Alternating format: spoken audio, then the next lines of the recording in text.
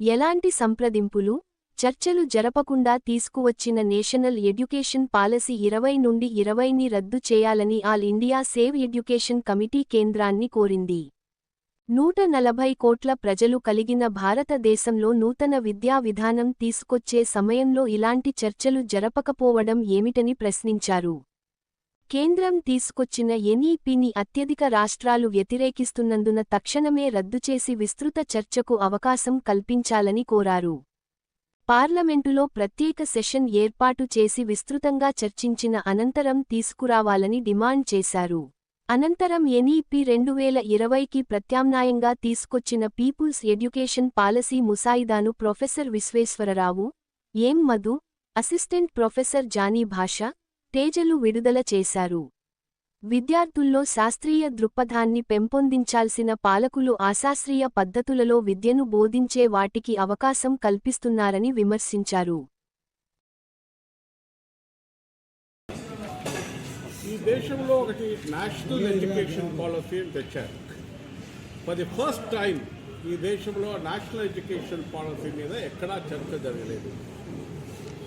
Kothari commission report కానీ, Zakir Hussain commission report కానీ, Yashpal committee report కానీ ఈ దేశంలో ఎన్నో రిపోర్ట్స్ వచ్చాయి ఎడ్యుకేషన్ మీద, ఇంక్లూడింగ్ నాలెడ్జ్ కమిషన్ రిపోర్ట్.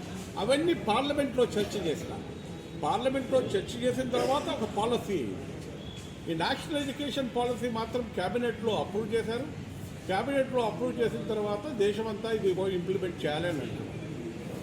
ఈ పాలసీ 2-3 ఏళ్ళ నుంచి దేశంలో చర్చ జరుగుతుంది.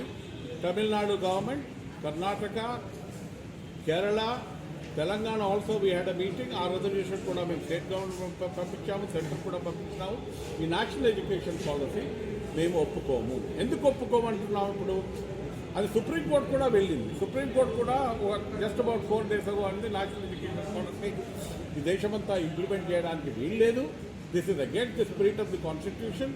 ఇండియా యూనియన్ ఆఫ్ స్టేట్స్, ఇండియాలో ఫెడరలిజం ఉంది. ప్రతి ఒక్క స్టేట్కి ఒక పాలసీ ఉండాలి, వాళ్ళు డిసైడ్ చేస్తారని వాళ్ళు డిసైడ్ చేశారు. అయితే ఈ నేషనల్ ఎడ్యుకేషన్ పాలసీలో ఏముంది? They want to impose Hindi, Hindutva. India is not Hindi, Hindu and Hindutva. India ఈ దేశానికి ఒక రాజ్యాంగం ఉంది. రాజ్యాంగంలో they talk about democratic values. This is the multilingual country, multi religious country, multi party country. కానీ వీళ్ళు ఏమంటున్నారు ఇప్పుడు ఈ national education policy? 1 syllabus, 1 curriculum, 1 exam, 1 course. అది ఉండడానికే వీల్లేదు. ఏ సిలబస్ అయినా యూనివర్సిటీస్ కానీ కాలేజెస్ కానీ ప్రిపేర్ చేయాలి. అటానమీ ఉంది. There is something called autonomy, freedom for college.